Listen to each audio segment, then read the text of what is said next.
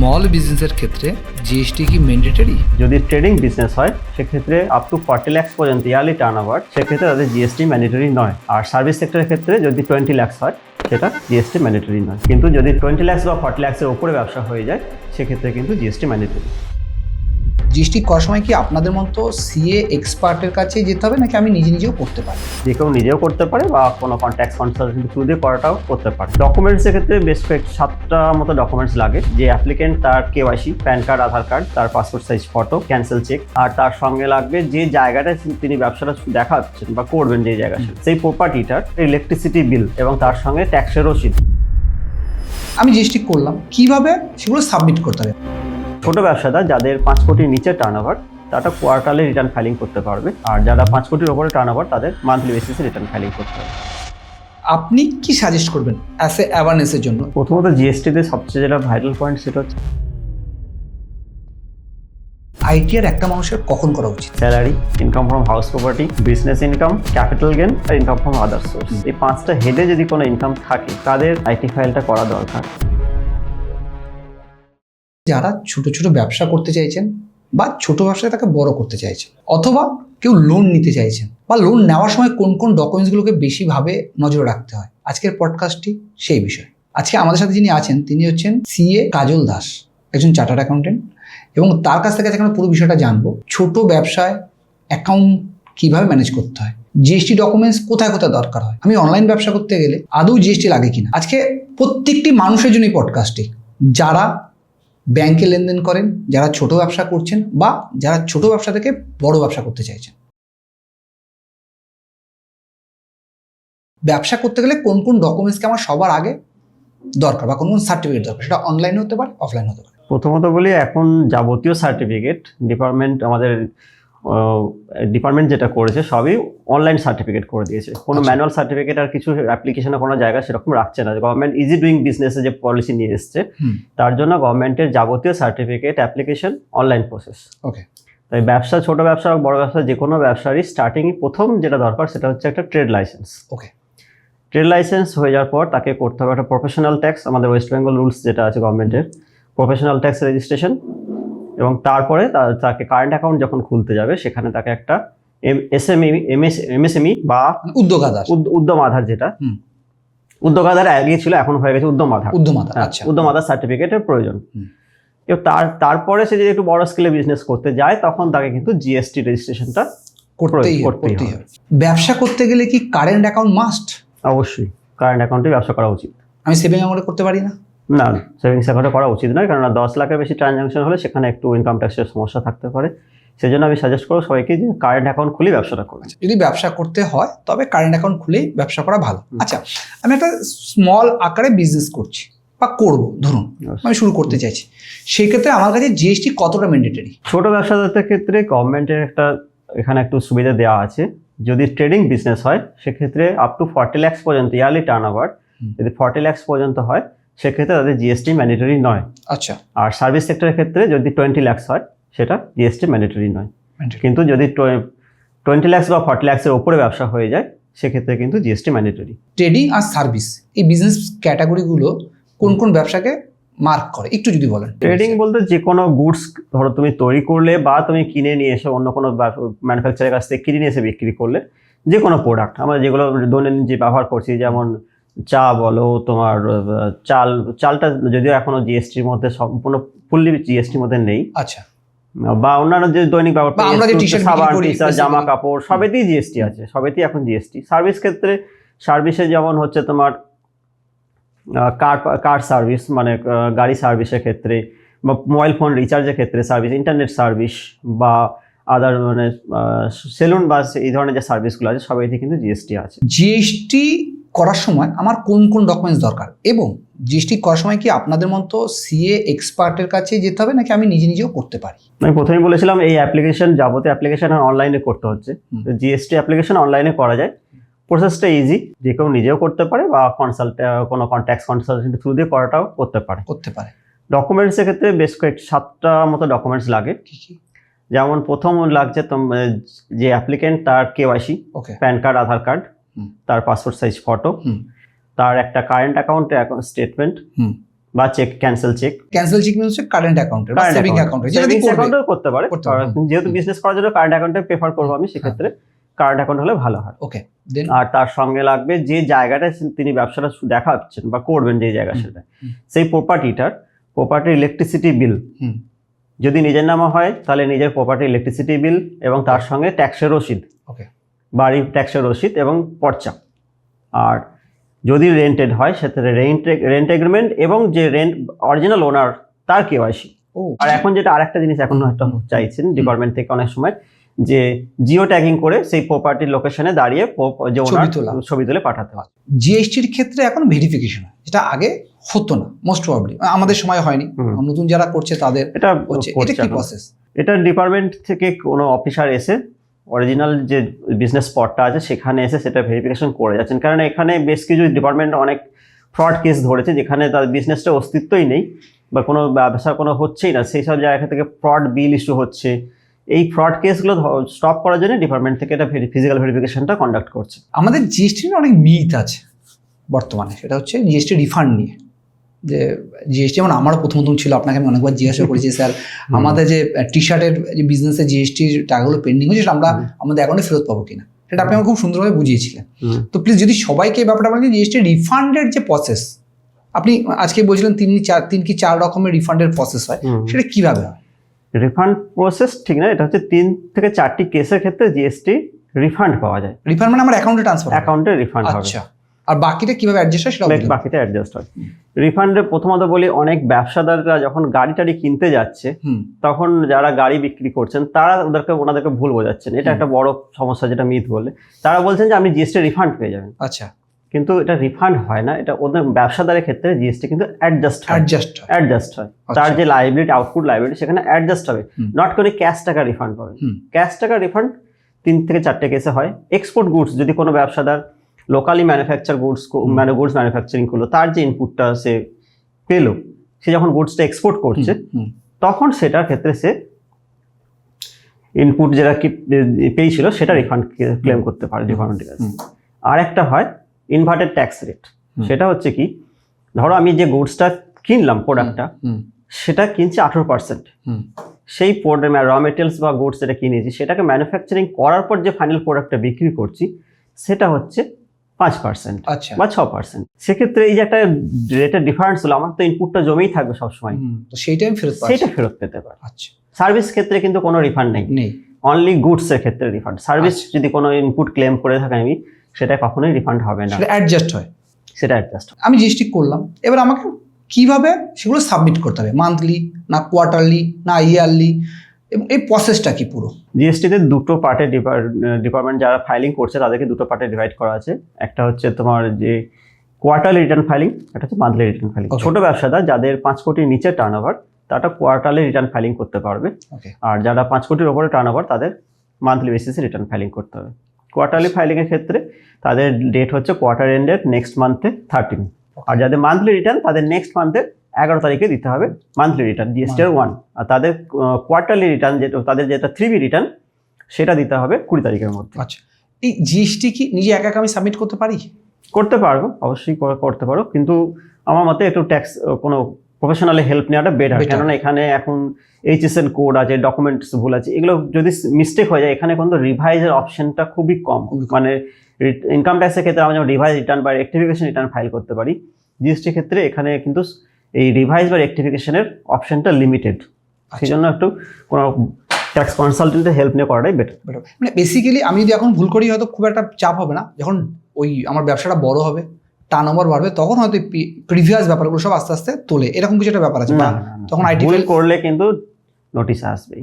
আপনি বললেন legal notice আসে, এই লিগ্যাল নোটিশ বিষয়টা কি? এর মধ্যে থেকে যেটা তোমার হচ্ছে যে প্রথমত জিএসটি ইনপুট নিয়ে অনেকের সমস্যা হয়। ইনপুট সব জিএসটি পারচেজ গুডসে পারচেজ করে জিএসটি আছে, তার মানে আমি সেটা জিএসটি ইনপুট নিয়ে নেবো, ক্লেম করতে পারি, সেটা কিন্তু নয়। আচ্ছা, আমাদের কাস্টমারদের ক্ষেত্রে অনেক কমন কোশ্চেন, ম্যাক্সিমাম কাস্টমারই, যে আমি গোল্ড কিনতে এসেছি বা আমি জামা কাপড় কিনতে এসেছি, আমি কি জিএসটি নাম্বারটা দিয়ে দেবো, তাহলে আমি ইনপুটটা পেয়ে যাবো। জিএসটিতে কিন্তু প্রথমেই বলা আছে জিএসটি ইনপুট তখনই পাবে যখন তুমি সেটা বিজনেস পারপাস ইউজ করছো সেই প্রোডাক্টটাকে বা সেই সার্ভিসটাকে। মানে আমি আমার কোম্পানি যেটা ফোন কিনছি, তার জিএসটি দিচ্ছে। জিএসটি তো আমি যদি কোম্পানি পারপাস ইউজ করি তবে সেটা রিফান্ড পাবো, তবে সেটা রিফান্ড নয়, সেটা তোমার Adjustment, ইনপুটটা পাবে। ইনপুট আর যদি আমি একটা ফোন কিনলাম, আমি অ্যাজ এ আমার অ্যাকচুয়াল পার্সোনাল পারপাস বা বাড়ির কোনো মেম্বারের জন্য তুমি ফোন কিনছো, বা তুমি ধরো একটা শু কিনছো তোমার নিজের জন্য, বা কোনো গোল্ড কিনছো, সেগুলো সবেতে এখন জিএসটি আছে। সেই ইনপুট কিন্তু কখনোই তুমি ক্লেম করতে পারো না।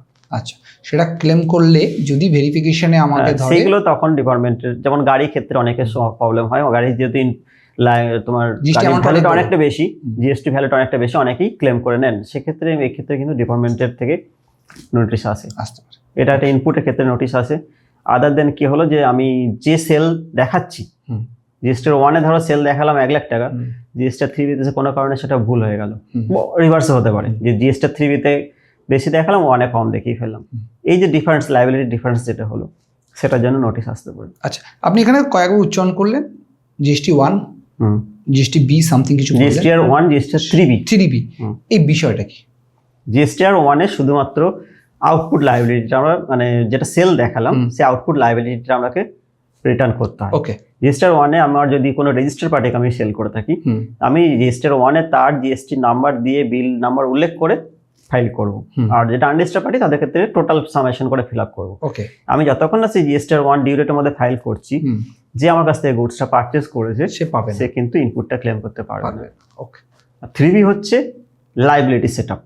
আমি যে জিএসটিআর 1-এ যে আমি লাইবিলিটিটা শো করলাম, যে আমি সারা মাসে এত টাকা সেল করেছি বা কোয়ার্টারে এত টাকা টোটাল সেল করেছি, 3B-তে গিয়ে কি হচ্ছে, আমি যে পারচেস করেছি সেইটা থেকে ওই লাইবিলিটিটা অ্যাডজাস্ট করার পর যদি আমার ইনপুট পারচেস বেশি থাকে, ইনপুট থেকে অ্যাডজাস্ট হয়ে গেল।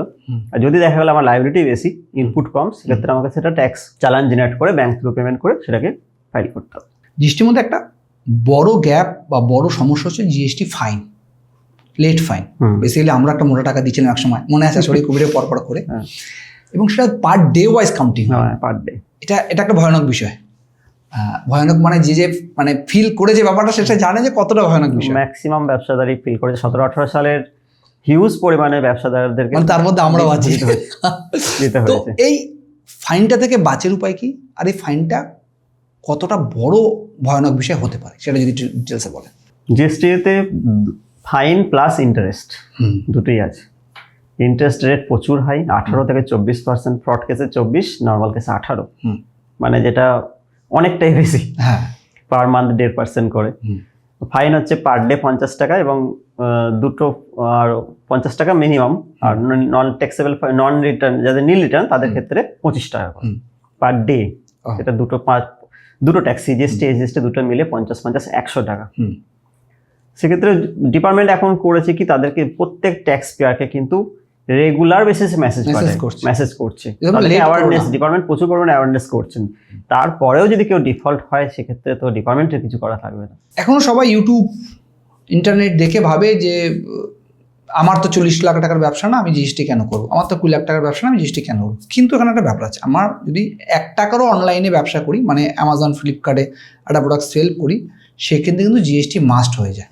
গভর্নমেন্ট দেখছিল কি, যে অনলাইন থ্রু সেল প্রোডাক্ট বিভিন্ন জায়গা থেকে ছোট ছোট ব্যবসাদার সেল করে দিয়ে চলে যাচ্ছে, তাদেরকে ওরা ট্র্যাক করতে পারছিল না। আচ্ছা, সেই কারণে এদের ক্ষেত্রে অনলাইন যে প্ল্যাটফর্ম আছে, এদেরকে ডিপার্টমেন্ট একটা ম্যান্ডেটরি একটা গাইডলাইন্স দিয়ে দিল, যে যেই সেল করতে আসুক তার 0.1% যে টার্নওভার, তার উপরে ট্যাক্স তোমার টিডিএস কাটতে হবে, এবং তাদের জিএসটি নাম্বার ম্যান্ডেটরি করতে হবে। আপনি কি সাজেস্ট করবেন অ্যাজ এ অ্যাওয়ারনেসের জন্য, যে মানুষের জিএসটি কিভাবে সেটাকে ম্যানেজ করা দরকার, এবং কিভাবে সেই জিএসটিকে নিয়ে ব্যবসাটাকে খুব সুন্দরভাবে গ্রোথ স্কেলে নিয়ে যেতে পারে? প্রথমত জিএসটিতে সবচেয়ে যেটা ভাইটাল পয়েন্ট, সেটা হচ্ছে স্টক মেনটেন করা।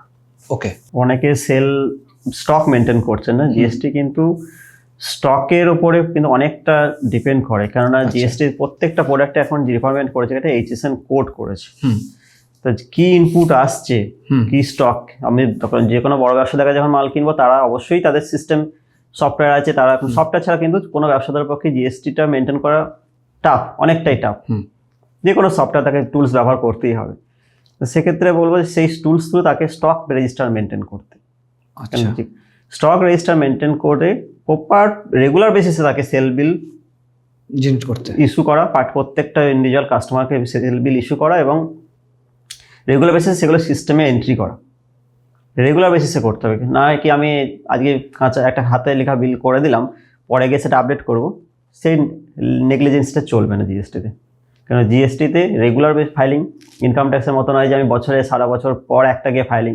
এখানে রেগুলার ফাইলিং না করলেই সেক্ষেত্রে তাকে লেট ফাইন বা পেনাল্টি ইন্টারেস্ট গুনতে হচ্ছে। সেই জন্য তাকে কোনো সফটওয়্যার বা কোনো একটা সিস্টেমের থ্রু দিয়ে প্রপার ওয়েতে সেটা মেনটেন করে রাখা, পারচেস বিল রেগুলার বেসিসে সিস্টেমে তোলা, যে স্টকটা নেগেটিভ হয়ে যাচ্ছে কিনা, আমি সেল করে দিচ্ছি কিন্তু স্টক নেই, এইচএসএন করে কিন্তু একটা এফেক্ট ধরা পড়ে যাবে সেটা। আচ্ছা, ডিপার্টমেন্ট ওই কারণেই সেটা করে রেখেছে। জিএসটির ক্ষেত্রে একটা যেটা বড় ইস্যু যেটা আমরা ফেস করেছি একটা টাইমে, সেটা হচ্ছে বিল কন্টিনিউ রাখা। মানে আপনি যেটা এর আগের দিন ডিসকাস হচ্ছিল যে বিল গ্যাপ হয় না অনেক সময়, যে আমি একটা 1001 বিল করলাম, তারপর দেখা গেলো বিল নাম্বার গিয়ে দাঁড়ালো 1050। এটা কতটা মারাত্মক? এটা প্রচুর বড় ভুল। আমি মাঝে বিল কোথায় গেল, আমার একটা দুটো বিল ভুল হতে পারে, একটা দুটো পার্টি হয়তো কোনো কারণে বিল হয়নি, সেল হয়নি, প্রোডাক্ট ইয়ে হয়েছিল, কিন্তু বিলটা কেটে, সেই বিলটা কিন্তু কেটে ছিঁড়েতে ফেলে দেওয়া যাবে না, সেটা বিল বুকে রাখতে হয়, ক্যান্সেল বলে ক্রস করে তাকে রেখে দিতে হবে, প্রুফ দিতে হবে। কিন্তু 1 থেকে 50-এ জাম্প করে যেটা এতগুলো বিল কখনোই সেটা হতে পারে না। কারণ যারা বেসিক্যালি ম্যানুয়াল ইউজ করে তাদের ক্ষেত্রে এই ভুলটা হয়। অনলাইনে যারা তাদের আলাদা, যারা থার্ড পার্টি অ্যাপস বা ওয়েবসাইট থ্রু করে তাদের আলাদা, কিন্তু যারা ম্যানুয়ালি করে তাদের অনেক সময় এই ভুলগুলো হয় যে আমি একটা বিল করলাম, যে কিছু ক্যান্সেল হলো, বা কেউ বললো ভাই আমাকে একটা বিল দে, বা কেউ বললো যে আমাকে এই বিলটা করো, এই বিলটা আমার এখানে শো করো না। তখন অনেক ব্যাপার হয়, যারা ছোটোখাটো ব্যবসা করে তারা অনেকেই এই ব্যাপারগুলো জানে। তো সেক্ষেত্রে যদি জিএসটি থাকে, কোনোভাবে বিল নাম্বার ব্রেক করা যাবে না। আর যার জিএসটি আছে, আমি বলবো জিএসটি ছাড়া তাকে মাল বিক্রি করাটা উচিত হবে না। জিএসটি দিয়ে যখন সে প্রোডাক্টটা কিনেছে, সে জিএসটি ছাড়া মালটা কেন বিক্রি করবে কাস্টমারকে? জিএসটি নিয়েই বিক্রি করতে হবে এবং প্রপার বিল ইস্যু করতে হবে। ওকে, আমরা জিএসটি নিয়ে অনেক কথা বললাম, এবং মোটামুটি আমার মনে হয় যে জিএসটি বেসিক ব্যাপারগুলো সব কভার করতে পেরেছি আমরা। আপনি এর মধ্যে বললেন যে ইনকাম ট্যাক্স ফাইলিং বা আইটিআর একটা মানুষের কখন করা উচিত? আইটিআর করার ক্ষেত্রে আমি বলবো যে কোনো মানুষের যদি কোনো ইনকাম থাকে, ইনকামটা ওখানে 5টা হেডে আছে: salary, income from house property, business income, capital gain, আর ইনকাম ফ্রম আদার সোর্স। এই 5টা হেডে যদি কোনো ইনকাম থাকে, তাদের আইটি ফাইলটা করা দরকার। আইটি ফাইল করার ক্ষেত্রে কয়েকটা সুবিধা আছে, যেমন হচ্ছে এখন যে কোনো ক্রেডিট কার্ড বা কোনো বড় টার্ম ইন্স্যুরেন্স বা লাইফ ইন্স্যুরেন্স করার ক্ষেত্রে আইটি ফাইল মাস্ট। আইটি ফাইলের ক্ষেত্রে আরেকটা যেটা সুবিধা আছে, যে ইন কেস কোনো ফ্যামিলি মেম্বার যদি মারা যায় অ্যাক্সিডেন্টাল কেসে, রোড অ্যাক্সিডেন্টের ক্ষেত্রে, সেক্ষেত্রে মোটর ভেহিকল অ্যাক্টসে যে ট্রাইব্যুনাল আছে, সেখানে যদি আইটি ফাইলের ডকুমেন্ট সাবমিট করতে পারে, তার একটা কিন্তু সে কম্পেনসেশন ক্লেম করতে পায়। হ্যাঁ, ওটা মোস্টলি 2 লাখ টাকা ডেথ ক্লেমের জন্য, হ্যাঁ, আর কিছু ইনজিউরি হলে 50,000 টাকা। এটা গভর্নমেন্টই প্রোভাইড করবে। সেক্ষেত্রে আইটি ফাইলটা কিন্তু একটা valid document. IT file submit করার কি ডকুমেন্টস দরকার? আইটি ফাইল সাবমিট করার ক্ষেত্রে এটা অনেকটা বড় কোশ্চেন হয়ে গেল, কেননা ডিপেন্ড করছে তার nature of source of income. Okay, আমি তোমাকে 5টা বলেছিলাম, 5টা হেডে ইনকাম ট্যাক্স ডিভাইডেড হয়েছে, সেক্ষেত্রে একটা করে হেড আমাকে বলতে হবে। একদম একটা ওভারঅল যদি একটা সিনারিও বলেন। ফার্স্ট হচ্ছে তার pan card, Aadhaar card must, আর যাবতীয় ব্যাংক স্টেটমেন্ট, এটা লাস্ট ফাইন্যান্সিয়াল ইয়ারে প্রাইমারি ডকুমেন্টস। এরপরে তার আদার কি সোর্স অফ ইনকাম আছে, যদি স্যালারি পার্সন হয় তাহলে তাদের ফর্ম 16 বা পে স্লিপ, আর যদি হাউস প্রপার্টি রেন্টেড থাকে বা বিল্ডিং কোনো রেন্ট দেয়, তার রেন্ট এগ্রিমেন্টের কপি এবং মান্থলি রেন্ট স্লিপ, সেটা। তার সঙ্গে হচ্ছে তোমার বিজনেসের ক্ষেত্রে তো ভ্যারাইটিস অফ বিজনেস, যেমন বিজনেস করছেন সেরকম তাদের সারা বছরের টার্ন ওভার, জিএসটি রিটার্নের কপি, তাদের ট্রেড লাইসেন্স, প্রফেশনাল ট্যাক্স, এইসব রিটার্নের ডকুমেন্টসগুলো, সেলফ এবং বিভিন্ন যে এক্সপেন্স, অফিস এক্সপেন্স যেগুলো হচ্ছে, তার বিল, ভাউচার, এগুলো সাবমিট, এগুলো জেনারেল বিষয়, এগুলো জেনারেল। আইটি ফাইলের ক্ষেত্রে যেটা সব থেকে একটা বড় বিষয়, সেটা হচ্ছে যে মানুষ এখন যেটা করে, সাধারণ মানুষ লোনের ক্ষেত্রে আইটি ফাইল ম্যান্ডেটরি করে দিয়েছে, যে কোনো লোনের ক্ষেত্রে, শুধুমাত্র গ্রামীণ লোনগুলো বাদে, যেগুলো বাড়িতে এসে দেয়। এটা কেন? কেউ যদি তোমাকে লোন দেয়, তার যদি তুমি ইনকামটার সম্বন্ধে সার্টেনিটি তোমার মধ্যে না থাকে, তাহলে তুমি তাকে লোন দেবে। সে যে লোনটা আমাকে রিফান্ড করবে, তার একটা তো ক্যাপাসিটি আমাকে চেক করতে হয় প্রথমে। সেটা আইটি ফাইলটা তার একটা বড় ভাইটাল ডকুমেন্টস ডিপার্টমেন্টের কাছ থেকে, যে আইটি ইনকাম ট্যাক্স ডিপার্টমেন্টে যেটা জমা পড়ছে সেটা একদম ট্রু থাকবে, সেটা মধ্যে একটা। যখনই আইটি ফাইলের কথা আসে, তখনই আমাদের নানা রকম ছাড়ের কথার প্রসঙ্গ আসে। সেটা ইন্স্যুরেন্সের ক্ষেত্রে হোক, সেটা মেডিক্লেমের ক্ষেত্রে হোক, সেটি অন্য কোনো লোন, মানে হোম লোন যদি চলে, সেই ক্ষেত্রে নাকি ছাড় হয়। এই ছাড়ের বিষয়টা কিভাবে অ্যাডজাস্ট হয়? এই ছাড়গুলো ডিপার্টমেন্ট দিচ্ছে যে আমাদের যে টোটাল ইনকাম হলো, এরপরে বিভিন্ন রকম ছাড় দেয়, সেটা হচ্ছে এলআইসি ক্ষেত্রে ছাড়, মেডিক্লেম একটা ছাড় আছে, হাউস বিল্ডিং লোন যদি সে নিয়ে থাকে তার ইন্টারেস্টের উপরে ছাড় আছে, প্রিন্সিপালের উপরে আলাদা ছাড় আছে। এই ছাড়গুলো দেওয়া হচ্ছে যাতে তারা যে খরচা, এগুলোতে ওয়ান টাইপ অফ খরচা হচ্ছে তাদের, সেগুলো দৈনন্দিন যে খরচা হচ্ছে তাদের ট্যাক্স লায়াবিলিটি বার্ডেনটাকে কমানোর জন্য ইনকাম ট্যাক্স ডিপার্টমেন্ট থেকে করছে। কিন্তু এখানে একটা জিনিস বলে রাখি, লাস্ট যে বাজেট হয়েছে তাতে কিন্তু আমাদের এখন ট্যাক্স ফাইলিংটাকে দুটো পার্টে ডিভাইড করা আছে, ওল্ড রিজিম, নিউ রিজিম। এই যে ছাড়ের কথাগুলো তুমি যেগুলো বললে সেগুলো সবই কিন্তু ওল্ড রিজিমে আছে। নিউ রিজিমে কিন্তু এই ছাড়গুলো কিচ্ছু নেই, ম্যাক্সিমামটাই অফ হয়ে গেছে। কিন্তু নিউ রিজিমে গভর্নমেন্ট করেছে কি, যে এটার ক্ষেত্রে আমাদের একটা এক্সাম্পশন লিমিট দিয়ে দিয়েছেন, 12 লাখ পর্যন্ত আমাদের কোনো ট্যাক্স লাগবে না। আচ্ছা, মানে 12 লাখ পর্যন্ত যা ইনকাম করবো আমাদের কোনো ট্যাক্স লাগবে না, পে করতে হবে না। কিন্তু এখানে আমি কিন্তু কোনো এইটিসি ডিডাকশন বা এইটি ডিডাকশন কিছু পাবো না। যখনই 12 লাখ কভার করবে তখন আমার যেমন ট্যাক্স লাগবে তেমন আমি ছাড়গুলোও পাবো না। 12 লাখ কভার করলে আমি দুটো রিজন তোমাকে চুজ করে নিতে, ফাইলিং করার ক্ষেত্রে। প্রথমে তোমাকে চুজ করে নিতে কোন স্কিমে যাবে। যদি নিউ স্কিমে যাও তুমি সেক্ষেত্রে যে স্ল্যাব আছে সেই স্ল্যাবে যদি 12 লাখ ক্রস করে সেই স্ল্যাব অনুযায়ী ট্যাক্স দিতে হবে। 12 লাখের ছাড়টা তখন অফ হয়ে যাবে, সেখানে 4 লাখ থেকে স্ল্যাব শুরু হয়ে যাবে, সেই স্ল্যাব অনুযায়ী ট্যাক্স দিতে হবে। আর এটা কিন্তু চয়েস একবারই করতে পারবে, দুবার। প্রথমে একবার তুমি চেঞ্জ করে ওল্ড স্কিম বা নিউ স্কিমে চলে গেলে সেখান থেকে একবারই ব্যাক করতে পারবে, তারপরে যেটা হবে সেটা কিন্তু তোমার লাইফ টাইম চলবে। সাপোজ আপনি 12 লাখ টাকা কথা বললেন, 12 লাখের পর যদি আমার 13 লাখ টাকা ইনকাম হয়, সেই ক্ষেত্রে আমার সরকারকে কতটা পরিমাণে ট্যাক্স দিতে হয়, বা 20 লাখ গেলে কত পরিমাণে ট্যাক্স, মানে একটা স্ল্যাব আছে আমি যতদূর জানি, এটা স্ল্যাব আছে, সেটা অ্যামাউন্ট সংখ্যাটা কত বা কত পার্সেন্টেজ? 12 লাখ যদি ক্রস হয়ে যায় তাহলে 4 লাখের থেকে স্ল্যাবটা স্টার্ট হবে। কিন্তু আচ্ছা, এটা নয় যে 12 লাখ মাইনাস করার পর যেটা ইনকাম তার উপরে ট্যাক্স হবে। স্ল্যাবটা কিন্তু স্টার্ট হয় যখন 4 লাখ থেকে। মানে আমি যখনই 12 লাখ 1 টাকায় যাব, তখন আমার শুরু হবে কিন্তু 4 লাখ থেকে। 4 লাখ থেকে স্ল্যাব শুরু হয়ে যাবে, 4 লাখ থেকে 8 থেকে 12, 12 থেকে 16, 16 থেকে তখন আমার 1 রুপি থেকে শুরু করে পুরোটা টানবে, যতটা শো করবে। 4 লাখ বেসিক, 4 লাখ টাকা এক্সাম্পশন, কিন্তু ওটা এক্সাম্পশন। আচ্ছা, সে পার্সেন্টেজটা কত? মোটামুটি 5%, 4 থেকে 8 5%, 8 থেকে 12 10%, 5% করে তোমার 4 লাখ করে ইনকাম বাড়বে, 5% করে ট্যাক্স বাড়বে। মানে আমি যদি মাসে, তার সঙ্গে একটা এডুকেশন সেস আছে 4%। আচ্ছা, শেষ। ওকে, আমি যদি 20 লাখ টাকা মাসে ইনকাম করি, সেক্ষেত্রে ওভারঅল সিনারিও আমার কত টাকা ট্যাক্স দিতে হবে গভর্নমেন্টকে?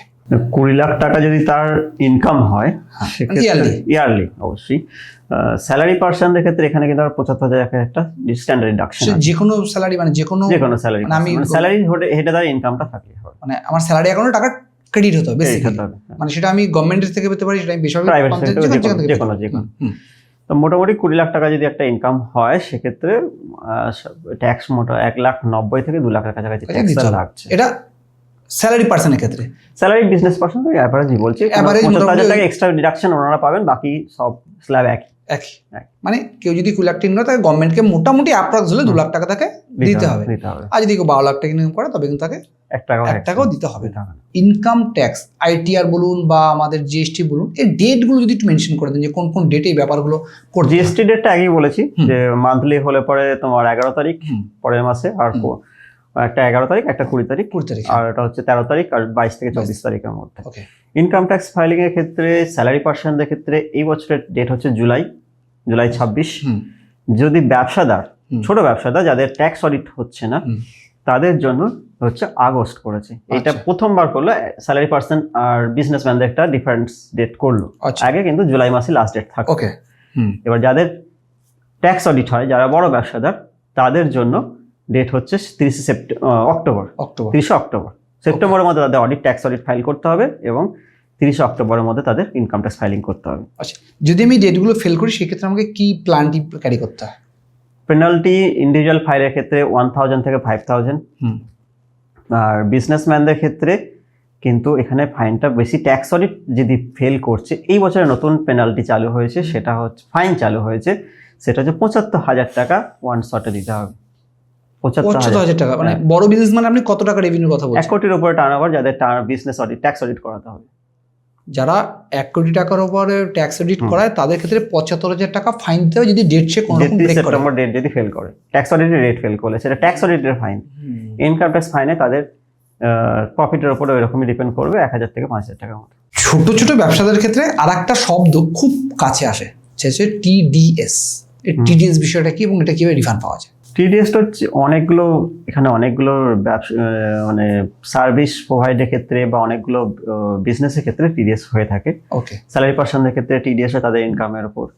ব্যবসাদারদের ক্ষেত্রে সে যদি কোনো কন্ট্রাক্ট বা এগ্রিমেন্ট করে কোনো পার্টির সঙ্গে, তাদের ক্ষেত্রে টিডিএস হয়। মানে টিডিএস ওভারঅল বিষয়টা কি? ট্যাক্স ডিডাক্টেড অ্যাট সোর্স, মানে কোনো সার্ভিস তুমি কাউকে প্রোভাইড করেছো, সে যখন পেমেন্ট করছে তোমাকে, সেই সার্ভিসটা এগেনস্টে সে একটা টাকা তোমার অ্যাকাউন্ট থেকে কেটে নিয়ে গভর্নমেন্ট রেকর্ডে তোমার প্যানেই জমা করে দিল। আচ্ছা।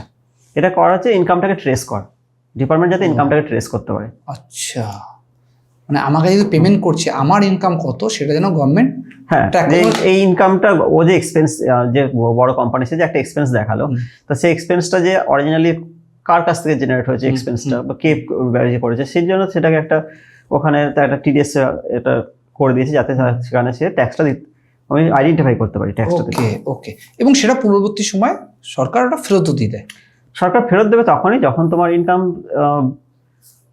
রিটার্ন ফাইলিং হবে এবং সেখানে ইনকামটা যদি তার বিলো ট্যাক্স লেভেল লিমিট থাকে তাহলে পুরোটাই ফেরত পাবে। যদি তার ট্যাক্স লায়াবিলিটি কিছু থাকে সেক্ষেত্রে ট্যাক্সটা অ্যাডজাস্ট হওয়ার পর যদি ব্যালেন্স কিছু থাকে সেটা ফেরত আসবে। ওকে, মানে বেসিক্যালি গভর্নমেন্ট ট্র্যাক করছে আমাদের ইনকামকে, যে আমরা কোন দিক দিয়ে করছি, কিভাবে করছি, একদম বেসিক্যালি ট্র্যাকিং হচ্ছে বিষয়। মানে টিডিএসটা নিয়ে মাথা ব্যথা করে একটা কারণ নেই। যদি আমি আইটি ফাইল করে থাকি সেটা আমি রিফান্ডেবল পাবো, যদি আমি ট্যাক্সের আন্ডারে না পড়ি। যদি ট্যাক্স আন্ডারে পড়ি তো ওটা অ্যাডজাস্ট হওয়ার পরে যদি কোনো টাকা বেঁচে থাকে ফেরত পাবো, না এটা গভর্নমেন্ট হাতেই থাকবে। আচ্ছা, মানে আমার টাকা আমাকেই আবার ফেরত দিচ্ছে অন্য রূপে। কিছু কিছু ওয়ার্ড এখন বেশি মার্কেটে শোনা যায়, সেটা হচ্ছে revenue, net profit, net sale. এই বিষয়গুলো কি? রেভিনিউ মানে আমি যে সার্ভিস বা যে প্রোডাক্ট যে সার্ভিস প্রোভাইড করছি বা যে প্রোডাক্ট সেল করছি বা ট্রান্সফার করছি তার এগেইনস্টে যেটা আমি কনসিডারেশন পাচ্ছি সেটা হচ্ছে রেভিনিউ। সেটা রেভিনিউ, সেটা মানে ওভারঅল আমি এক বছরে যে ব্যবসা করি সেই ব্যবসা, এক মাসে যেটা আমি ব্যবসা করলাম সেই ব্যবসা থেকে যে গ্রস রিসিপ্টটা হলো আমার, মানে আমার মোট টাকা যেটা ঘরে ঢুকলো, মোট টাকা যেটা হলো সেটা হচ্ছে আমার রেভিনিউ। রেভিনিউ, ওকে। তারপরে স্ল্যাব হচ্ছে যে আমার নেট রেভিনিউ। ধরো আমি কোনো যে 100 টাকার মাল বিক্রি করেছি বা 100 পিস মাল বিক্রি করেছি, সেখান থেকে 2 পিস ফেরত এলো, কাস্টমার রিজেক্ট করেছে বা কোনো কারণে কাস্টমারের পছন্দ হয়নি, মালটা ফেরত দিয়েছে, তাহলে সেখান থেকে সেই টাকা সেই প্রোডাক্টটা ফেরত চলে, সেটা তো আমার তাহলে সেল হবে না, সেটা তো ফেরত কাস্টমার টাকাটা ফেরত দিতে হবে। তাহলে সেটা যেটা হচ্ছে সেটা হচ্ছে আমার নেট সেল। নেট সেল, আচ্ছা। তার মানে আমরা sale minus sale return is equal to net sale. তার মানে বিষয়টা এরকম যে আমরা এই মাসে 30,000 টি শার্ট সেল করলাম, দেখা গেল যেহেতু আমরা অনলাইন থ্রু করি আমাদের 1,000 টি শার্ট ব্যাকে এলো, মানে রিটার্ন চলে এলো। তার মানে আমি যখন আমার রেভিনিউ হবে কিন্তু 30,000 টি শার্টেরই রেভিনিউ, গ্রস রেভিনিউ। হ্যাঁ, গ্রস রেভিনিউ। যখন আমি নেট সেল দেখাবো তখন দেখাবো আমার কারণে 29,000-এর, তাই তো?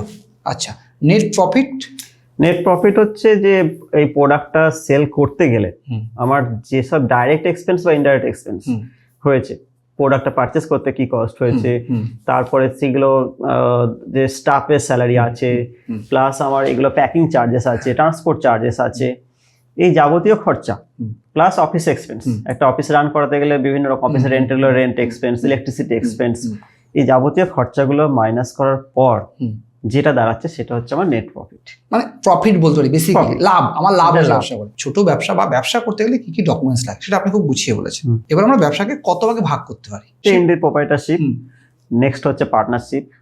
পার্টনারশিপের এখন আরেকটা পার্ট আসছে এলএলপি, লিমিটেড লাইবিলিটি পার্টনারশিপ যেটা বলা হচ্ছে।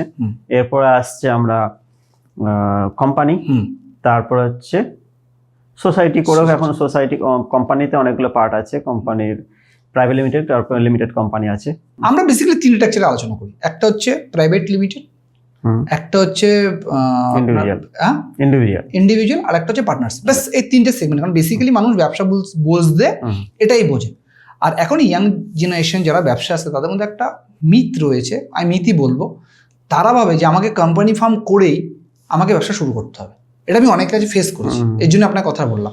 কি অনেকে আসে এসে বলে দাদা আমি এই কোম্পানির সিও মানে আমি আমার এই পেমেন্ট অ্যাকাউন্টটা আমার, আমি এর সিও, আমি এই করতে চাই। আমি এইটা আমরা অনেকের কাছে শুনেছি, কারণ যেহেতু আমরা মার্কেটিং করি সেই ক্ষেত্রে আমরা অনেকের কাছে এই কথাটা শুনেছি। তো মানুষের কাছে তিনটে ব্যাপার রয়েছে, প্রপার্টরশিপ, পার্টনারশিপ, প্রাইভেট লিমিটেড। এই তিনটে এন্টিটির কি কি গুরুত্ব এবং কি কি ভাগ, সেটা একটু যদি বলেন। প্রপার্টরশিপে একা হুম। সবকিছু একা থেকেই করতে হবে। ব্যবসা শুরু তার যেমন তার ইনকামও তার একার, হুম। তার লাইবিলিটিও তার একাই, হুম। তার রিস্ক তার, সবটাই তার নিজস্ব। তার। পার্টনারশিপ করার ক্ষেত্রে ডিড তাকে প্রথম করতে হবে। ডিড এখানে যতজন পার্টনার থাকবে তাদের রেশিও অনুযায়ী তাদের সেরকম ক্যাপিটাল আনবেন এবং সেরকম তারা প্রফিট শেয়ারিং রেশিও তারা ডিস্ট্রিবিউট করবেন। পার্টনারশিপে যেহেতু অনেকজনকে নিয়ে করা যাবে, সেক্ষেত্রে ক্যাপিটালটা আনার ক্ষেত্রে সুবিধা এবং বিজনেসের ম্যানেজমেন্ট করার ক্ষেত্রেও পার্টনারদের এক একজনকে এক রকম দায়িত্ব দিলে সেটা একটা সুবিধা হয়। আর এক্ষেত্রে ইন্ডিভিজুয়াল অনেকজন পার্টনার থাকার জন্য ব্যাংকের লোন টোন ক্ষেত্রে একটু সুবিধা হয়। আচ্ছা, ইন্ডিভিজুয়াল ক্ষেত্রে লোনের ক্ষেত্রে একটু তার কমপ্লিকেশন, ইন্ডিভিজুয়াল ক্ষেত্রে তার নেটওয়ার্থের উপর বেস করে তার লোন দেবে। এবং লোনের ক্ষেত্রে পুরো লাইবিলিটি তারই। পার্টনারশিপের ক্ষেত্রে সবার ফার্মের মানে আমার যদি লোন ডিফল্ট হয় তবে কিন্তু লাইবিলিটি সবার কাছ থেকে দিতে হবে, ব্যাপারটা যার যেমন রেশিও থাকবে সেই সময় ভাগ, মানে যে যেমন পার্সেন্টেজ থাকবে সেই অনুসারে ভাগ দিতে হবে।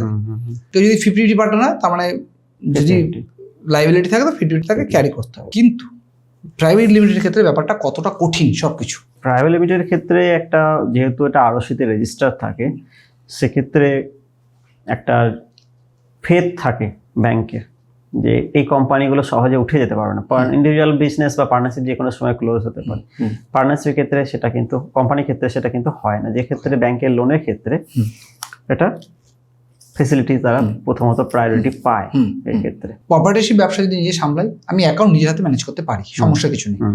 যখনই পার্টনার হবে তখন সবার নলেজে থাকতে হবে, সবকিছু মেজার করতে হবে অবশ্যই। কিন্তু প্রাইভেট লিমিটেড ক্ষেত্রে পুরো ব্যাপারটা উল্টো। সেটা হচ্ছে স্পেশালি অ্যাকাউন্টেন্ট দরকারি, অবশ্যই। এবং আমি টাকা চালিয়ে বার করতে পারবো না অ্যাকাউন্ট থেকে, বা চালিয়ে ঢোকাতে পারবো না, যেটা আপনি আমাকে আগের দিন বোঝালেন পুরো ব্যাপারটা। আর আমি যতদিন আমাদের প্রপার্টিশিপ ছিল ততদিন আমি আমার ইচ্ছা মতো বার করেছি, ইচ্ছা মতো ঢুকিয়েছি, ইচ্ছা মতো অ্যাডজাস্ট হয়েছে, সব ঠিক আছে। কিন্তু যখনই আমার প্রাইভেট লিমিটেড ফার্ম হচ্ছে তখন কিন্তু সেটা পসিবল হচ্ছে না। সেটা তোমার ওটা একটা সম্পূর্ণ আলাদা এন্টিটি হয়ে গেল। মানে সেখানে তার পারপাসে যে ইউজ করতে হবে, সেটাই। সেখানে তোমার ইন্ডিভিজুয়াল পারপাস কখনোই ফুলফিল করার জন্য টাকা উইথড্র করা যাবে না।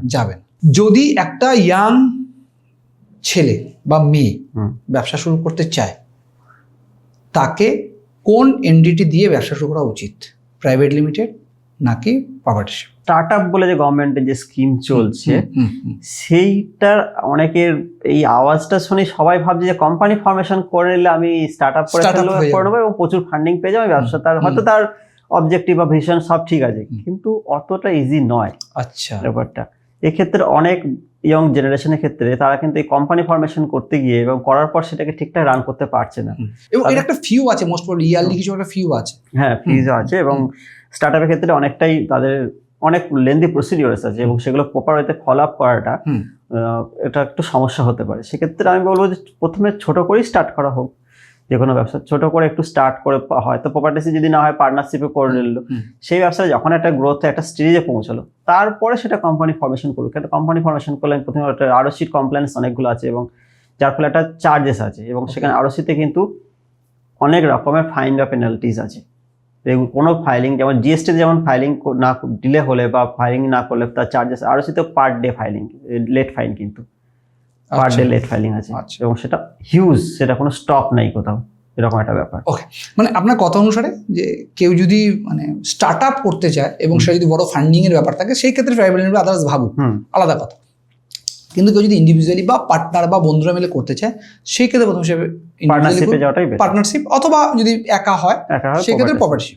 মানে আগে কোম্পানি ফার্ম করতে গিয়ে, মানে কোম্পানি করতেই হবে, এটা কোনো কিন্তু ইভেন ওর যে খরচাটা, সেটা ওই খরচায় না গিয়ে আমি যদি প্রপার্টিশিপ বা পার্টনারশিপে করি, সেই খরচাটা ওখানে অ্যাডজাস্ট করে আমি যদি ব্যবসাটা গ্রোথ করি, তারপরে আমি এই প্রসেসে যাই করতে পারি। মানে আমাকে প্রথমেই হাই ফাই কিছু দেখানোর একটা দরকার নেই, স্ট্যাটাসটা ফ্যাক্টর না, একটা হচ্ছে ব্যবসা মেন্টালিটিটা।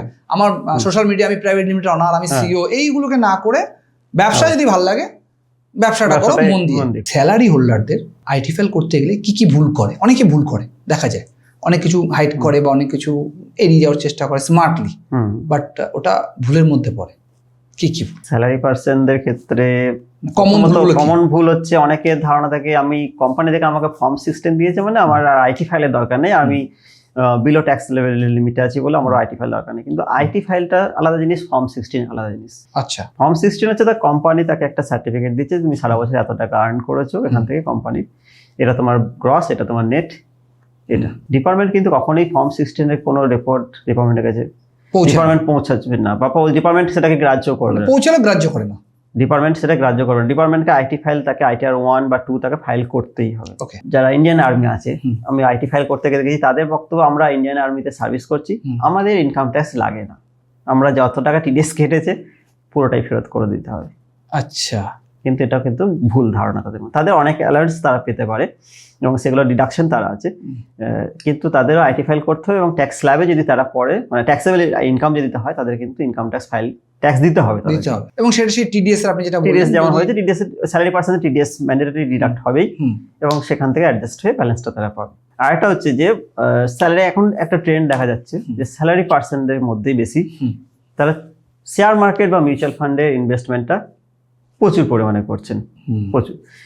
এক্ষেত্রে অনেকের ক্ষেত্রে তার ধারণা হচ্ছে যে যদি আমার লস হয় দেখানোর কোনো প্রয়োজন নেই ফাইলিংয়ে, কিন্তু লস হলেও কিন্তু আইটি ফাইল তাদের করতে হবে এবং সেখানে সেটা দেখাতে হবে।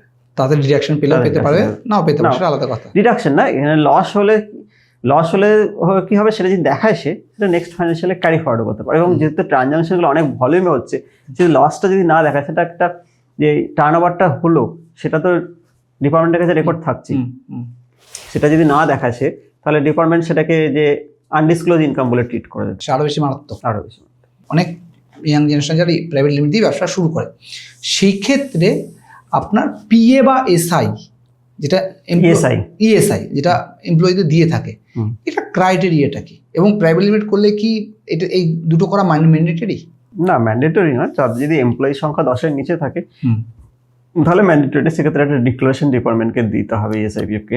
আচ্ছা, এটা এখন বাই ডিফল্ট এসআইপিএফ কিন্তু রেজিস্ট্রেশন হয়ে চলে আসছে, যখন আরসিতে ফর্ম ফাইল করে কোম্পানি ক্রিয়েশন হচ্ছে, ওটা কিন্তু বাই ডিফল্ট চলে আসছে।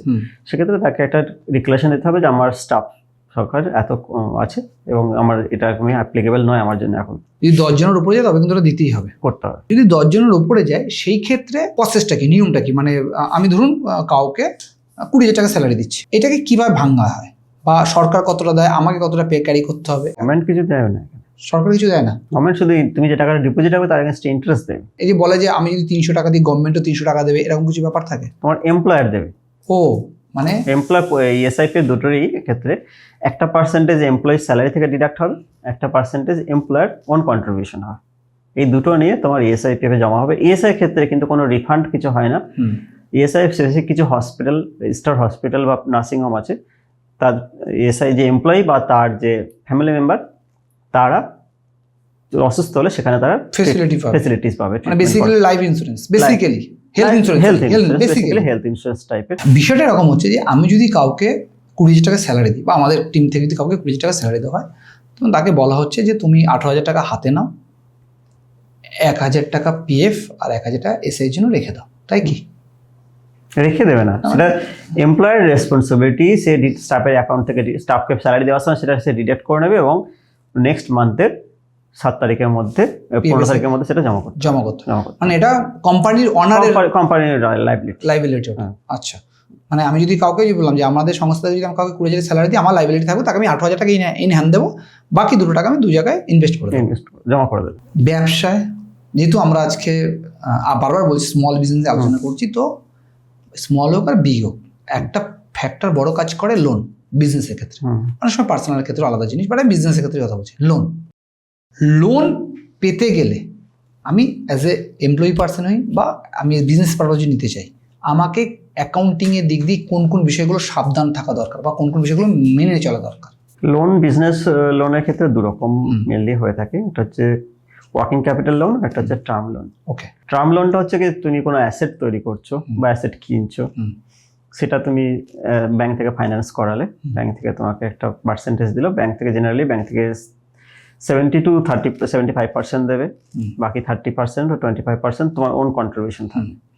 এবং এটা 10 ইয়ার্স থাকে, 7 ইয়ার্স 5 ইয়ার্স, সেই পিরিয়ডে ইএমআই সিস্টেমে তোমাকে পেমেন্ট করতে হবে। আর ওয়ার্কিং ক্যাপিটাল লোনকে আমরা বা CC loan, cash credit loan যেটা বলা হয়, সেটা যে ব্যবসার রেগুলার যে ফান্ডিং করে হচ্ছে। ট্রানজাকশনের জন্য যে র মেটেরিয়ালস বা ফান্ডটা দরকার সেটা ব্যাংক ফাইন্যান্স করে থাকে, এবং এটা কিন্তু ওয়ান টাইম ব্যাংক তোমাকে দিয়ে দেবে, তুমি এটাকে প্রত্যেক বছর রিনিউ করে করে লোনটা রিনিউ করে চালাতে পারো। এবং সেক্ষেত্রে এটা কিন্তু মেনলি ডিপেন্ড করে যে টার্ন ওভারের উপর। ব্যবসার টার্ন ওভার যেটা হচ্ছে, যে টাকা ব্যাংক লোন দিচ্ছে, যা টার্ন ওভার তার 1/5% ব্যাংক লোন দিতে চায়। 1/5%, মানে আমি যদি 25 লাখ টাকা টার্নওভার করি, আমি 5 লাখ টাকা মতো লোন পেতে পারো। আচ্ছা, এবং তার জন্য কিন্তু অবশ্যই সিকিউরিটি কিছু দিতে হবে ব্যাংকে। ওকে। লোন নিয়ে অনেক মানুষের মধ্যে অনেক মিথ আছে বা অনেক ভুল ভ্রান্তি আছে। যেমন অনেকে ভাবে লোন নিতে গেলে আইটি ফাইল মাস্ট, কেউ আবার বলে না লোন পেতে গেলে আইটি ফাইল মাস্ট নেই। এই লোন ব্যক্তিগতভাবে বলছি, যদি কেউ লোন নিতে চায় সেই ক্ষেত্রে আইটি ফাইলের সাথে লোনের ভূমিকাটা কতটা সঠিক কথা? আইটি ফাইলের সাথে লোনের সম্পর্ক অবশ্যই আছে। আইটি ফাইল মিনিমাম 2 ইয়ার্স বা 3 ইয়ার্স, ম্যাক্সিমাম 3 ইয়ার্সের আইটি ফাইল না থাকলে পরে ব্যাংকের কাছে তো আইডেন্টিফাই করা সম্ভব না যে এই পার্সেন্টেজ সোর্স অফ ইনকাম কি আছে, বা এই পার্সেন্টেজ কত টাকা ইনকাম করতে পারে। আর লোন প্রথমে যেটা বলেছিলাম, যে লোন যে দেবো তোমাকে আমি, তো লোনটা রিপেমেন্ট করা তোমার সক্ষমতাটা কতটা আছে, সেটাতে আইটি ফাইল থেকে জাজ করার জায়গা থাকে। সেজন্য আইটি ফাইল থাকাটা ম্যান্ডেটরি লোনের ক্ষেত্রে। মানে আমার দেখা গেলো আমি 20 লাখ, 50 লাখ, 5 কোটি, 10 কোটি টাকা টার্নওভার করছি, কিন্তু আমার আইটি ফাইল নেই। মেবি আমি জাস্ট একটা এক্সাম্পল দিচ্ছি, কারণ এরকম ঘটনা আপনি আমাকে উদাহরণ দিয়েছেন। কিন্তু সে ব্যাংকে গিয়ে লোন পাচ্ছে না, তাই তো? কিন্তু কেউ দেখা গেল মাত্র 2 লাখ টাকা টার্নওভার করে পার মান্থ বা পার ইয়ার, সে কিন্তু লোন পাচ্ছে। তার আইটি ফাইল থাকলে সে পাবে, ফাইল আছে এবং সেটা সঠিকভাবে মেনে চলা হচ্ছে। আর একটা প্রসঙ্গ আছে, সেটা হচ্ছে এখন অনেকে অ্যাপস থ্রু লোন হয়ে যাচ্ছে, যে শুধুমাত্র আধার কার্ড নিয়ে লোন করে দিচ্ছে। কিন্তু এইগুলো খুব একটা অথেন্টিক নয়, কারণ এগুলো রেট অফ ইন্টারেস্ট যদি ক্যালকুলেশন করে দেখা যায় প্রচুর হাই, 20 to 24% ইন্টারেস্ট মিনিমাম। এগুলো ইনস্ট্যান্ট লোন হয়ে যাচ্ছে, বাড়িতে এসে লোন দিয়ে চলে যাচ্ছে। এবং এগুলোর ক্ষেত্রে যে লোন ক্লোজ হওয়ার পর যে নো ডিউ সার্টিফিকেট, অনেক ক্ষেত্রে সেটাও পাওয়া যাচ্ছে না। এর জন্য অনেক ক্ষেত্রে কি সিভিল স্কোর খারাপ হয়ে যাচ্ছে মানুষের। তো সেক্ষেত্রে এই লোনগুলো থেকে সাবধানতা অবলম্বন করাটাই মনে হয় ভালো। মানে বলতে কথা, আমি যেখান থেকে লোন নিই না কেন, ওভারঅল আপনার কথা শুনে যেটা বুঝতে পারছি সেটা হচ্ছে, যদি আমি আইটি ফাইল না থাকি তাহলে আমার রেট অফ ইন্টারেস্ট অনেক বেশি দিতে হবে, সে যে কোনো কাজ। আর অনেক তো ফ্রড অ্যাপ বেরিয়েছে, যেখানে একবার যদি আপনি লোন নেন, সেখানে আপনাকে হয়তো দেখা গেল টাকার অনেক গুণ দিয়ে লোন শোধ হবে না। হ্যাঁ।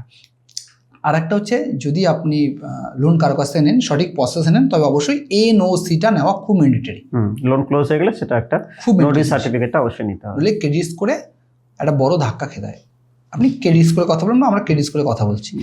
ক্রেডিট স্কোর ব্যাপারটা কি এবং এর সাথে লোনের কি সম্পর্ক? ক্রেডিট স্কোর হচ্ছে যে একজন যে লোন বিভিন্ন জায়গা থেকে নিচ্ছে, সেটা তো ব্যাংকের ক্ষেত্রে বা আদার যে ফাইন্যান্সিয়াল ইনস্টিটিউশন সবার ক্ষেত্রে তো আইডেন্টিফাই করা সম্ভব নয়, বা তাদের পক্ষে প্রত্যেকটা লোন ধরে ধরে ক্যালকুলেশন করা যে লোনটা কতটা ডিউ আছে, ঠিকঠাক রিপেমেন্ট করেছে কিনা, সেটা আইডেন্টিফাই করা সম্ভব নয়। সেই জন্য কিছু প্রাইভেট সংস্থা আছে, এরা প্রত্যেকটা লোনকে অ্যানালিসিস করে একটা স্কোর রেটিং দেয়।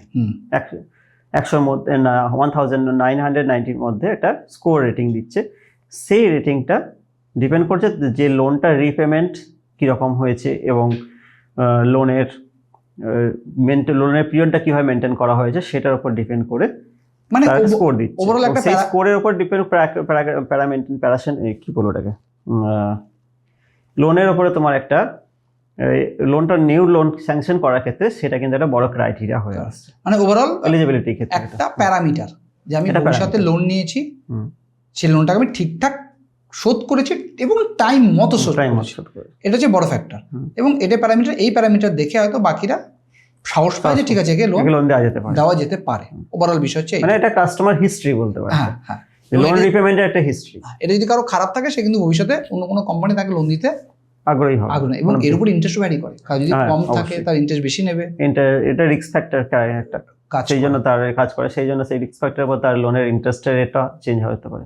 বর্তমান সময়ে চারিদিকে ক্রেডিট কার্ড, মানে বেসিক্যালি অনলাইন শপিং পোর্টালগুলো অ্যাক্টিভ হওয়ার পরে, খুব বেশি অ্যাক্টিভ হওয়ার পরে ক্রেডিট কার্ড একটা বড় ফ্যাক্টর এসে দাঁড়িয়েছে।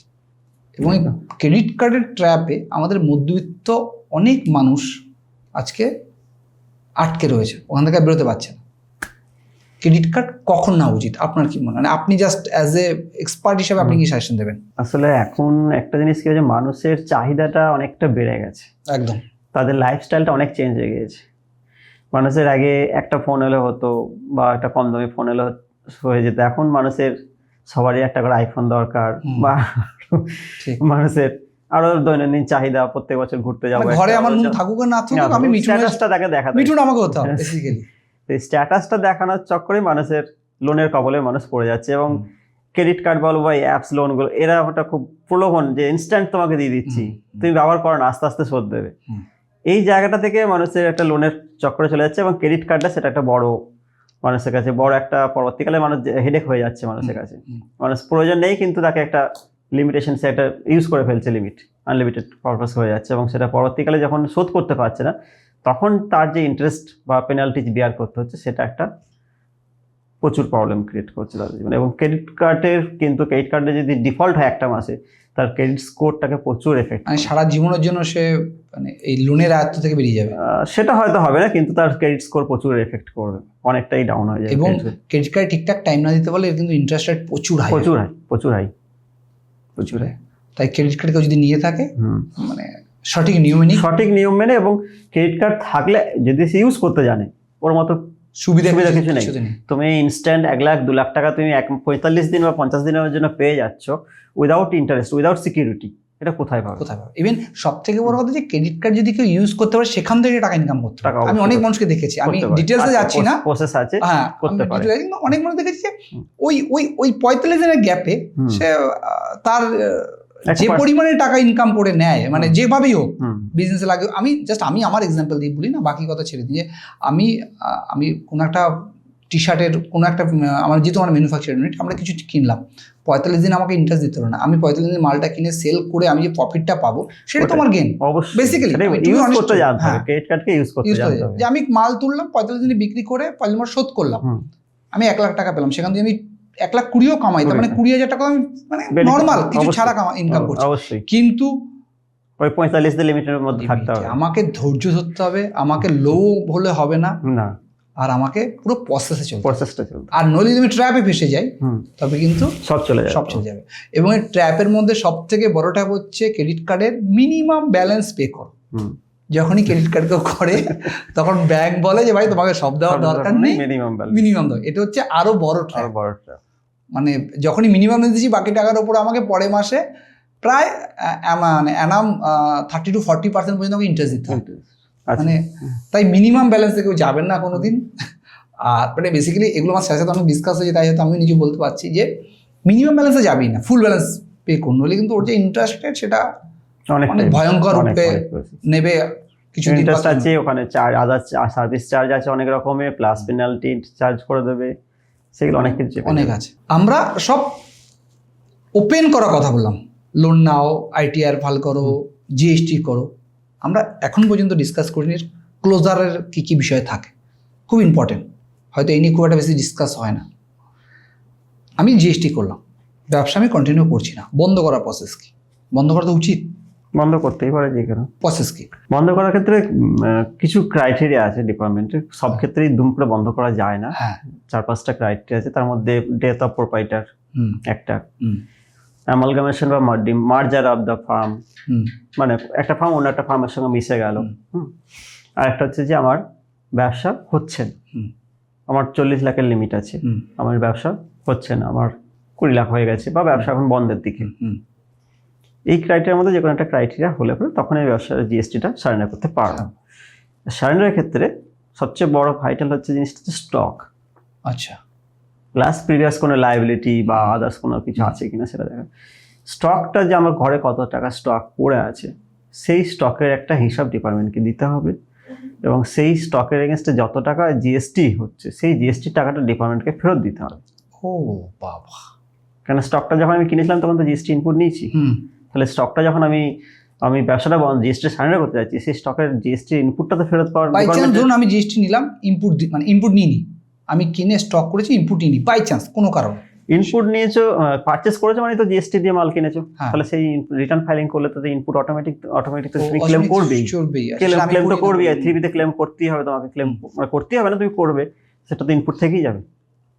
আচ্ছা, তার মানে আমি ব্যবসা ওপেন করলে যে ব্যাপারটা আমার কিন্তু ক্লোজ করার সময় মাথায় থাকতে হবে। ক্লোজ করার মাথা থাকতে হবে, এবং ক্লোজ করার ক্ষেত্রে কিন্তু ডিপার্টমেন্ট থরলি সবকিছু স্ক্রুটিনি করে, প্রচন্ড ডিপ স্ক্রুটিনি হয়। কিন্তু জিএসটি By সারেন্ডার chance- নেওয়াটা যতটা ইজি, জিএসটি সারেন্ডার করা ততটাই টাফ। যদি আমি না করি, ব্যবসা হচ্ছে না, বন্ধ করে রেখে দিলাম, কন্টিনিউ করছি না, সব স্টপ, কন্টিনিউ তোমাকে ফাইলিং করতেই হবে। যদি না করে আমার তোমার ফোন জিএসটি ব্যবসা, তোমার টার্নওভার হোক আর না হোক, প্রত্যেক মাসে যে রিটার্ন প্রসিডিউর প্রথমেই বলেছিলাম সেগুলো ফলো করতেই হবে, নীল রিটার্ন ফাইল করে যেতে হবে। আর যদি আমি এটা না করি আমার ফাইন কিন্তু, ফাইন পেনাল্টি চলবে। আর যদি আমি এটা না দিই ভবিষ্যতে আমি কোনো ব্যবসা করতে পারবো না। কোনো ব্যবসা করতে পারবে না। মানে একটা জিএসটি যদি ডিফল্ট হয় বা জিএসটি নাম্বার নেওয়ার পর সে যদি ব্যবসা জিএসটি ঠিকঠাক না দেয়, নতুন ব্যবসা জিএসটি পাবে না, সে ওই প্যানেতে জিএসটি পাবে না, কারণ জিএসটি প্যান বেস। তার মানে যারা ব্যবসা করছেন, যদি কোনো কারণে ব্যবসা মনে হয় যে আমি জিএসটি কন্টিনিউ করতে, অবশ্যই স্যালেন্ডার করুন ভবিষ্যতের কথা ভেবে। যেমন আমি প্রপার ওয়েতে সারেন্ডার করতে হবে, প্রপার ওয়েতে। প্রপার ওয়েতে। যেমন আমি শুনেছি বর্তমানে যে ক্রেডিট স্কোরের কথা বলা হচ্ছে, যে আমি যদি ক্রেডিট স্কোর ডিফল্টার হই, মানে নিচের দিকে থাকে, আমার ছেলে পর্যন্ত লোন পেতে গেলে সমস্যা হবে। এটা আমার ঠিক আছে।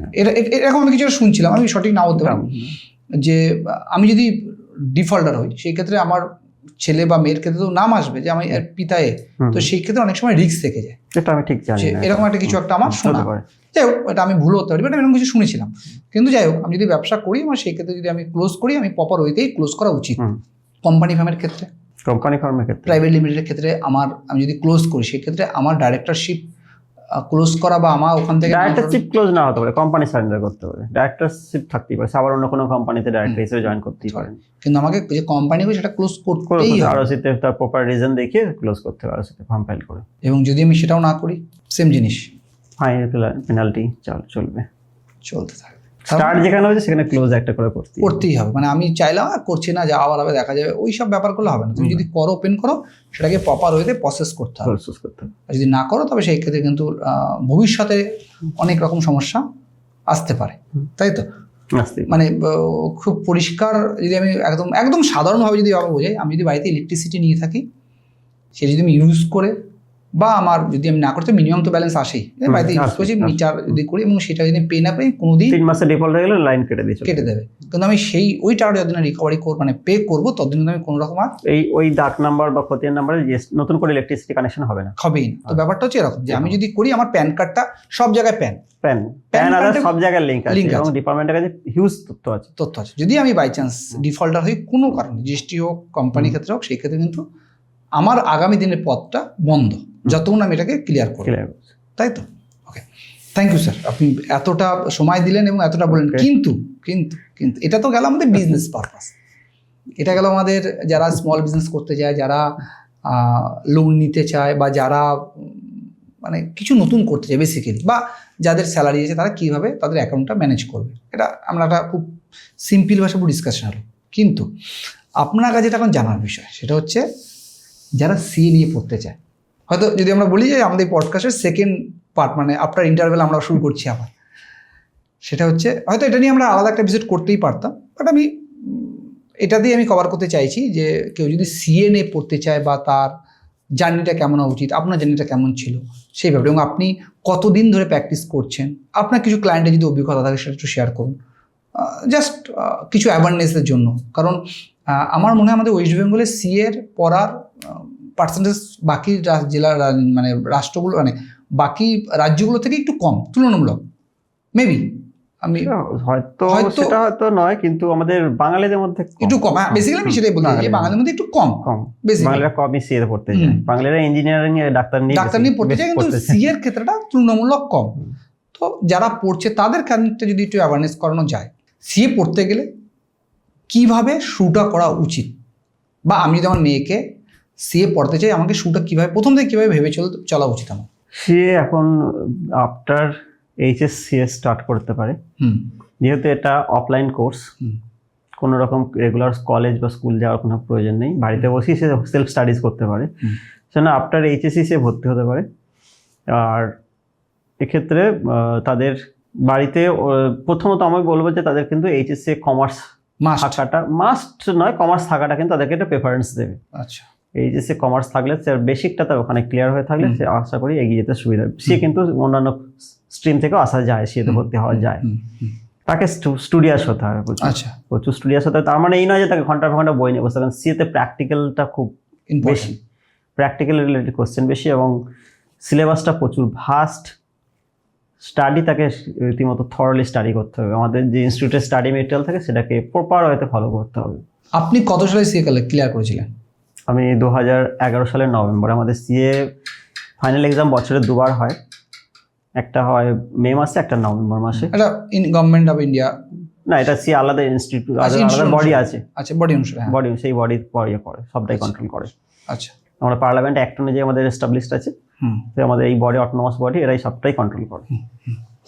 এবং এটা 2011 নভেম্বর মাসে আমি এক্সাম দিয়েছিলাম, বোধহয় মোস্ট প্রবলি জানুয়ারি বা ফেব্রুয়ারি মাসে রেজাল্ট বেরিয়েছিল, তখন 12 সালের। এবং তারপর আপনাকে প্র্যাকটিস করতে হচ্ছে কোনো একটা বড় সিএর ফার্ম? না, আমাদের ট্রেনিং তার আগে, ইন্টার্নশিপটা আগে করতে হয় আমাদের। সিএর আমাদের সময় P2 ছিল, এখন বোধহয় ওটা পিসিসি এরকম কিছু একটা হয়েছে। P2 হতো। P2 এক্সাম দেওয়ার পর আমাদের 3 বছরের সিএ ফার্মের ট্রেনিং করতে হয়, প্র্যাকটিক্যাল নলেজটা সেখান থেকে নিতে হয়, তারপরে ফাইনাল এক্সামিনেশনের জন্য সে অ্যাপিয়ার হয়। আর্টিকেলশিপ যেটা আমরা বলে থাকি, আর্টিকেলশিপটা করতে হবে, ম্যান্ডেটরি কিন্তু এটা। আপনার জানির সাথে যদি শেয়ার করে দেন, তবে আশা করি যারা দেখছে তারা খানিকটা হলেও বিষয়টা রিলেট করতে পারবে। প্রথমত বলি, সিএ কোর্সটা কিন্তু one of the tough course in India. ওকে।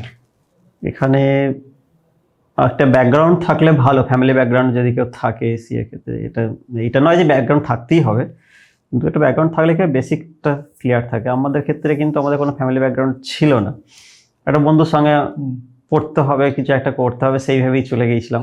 অতটা কোর্স সম্বন্ধে অতটা ডিটেলস নলেজ ছিল না, যে কতটা টাফ, কতটা কি হয়। জানতাম যে পাস করাটা টাফ, কিন্তু কোর্সটা সম্বন্ধে বেসিক নলেজ কিছু সেরকম ছিল না। এবং নেমে গিয়েছিলাম, এবং একটা সময় হতাশাও চলে এসেছিলো যে মনে হচ্ছে কোর্স ক্লিয়ার হবে না, কেন সিএতে অ্যাডমিশনটা নেওয়া খুব ইজি, কিন্তু এক্সাম বছরে অনেকবার, সত্যি কথা বলতে অনেকবার ফেলও হতে হয়েছে। আপনি কতগুলো অ্যাটেম্প দিয়েছিলেন? আমার 5টা টার্ম। বাহ, ধৈর্য হারাননি?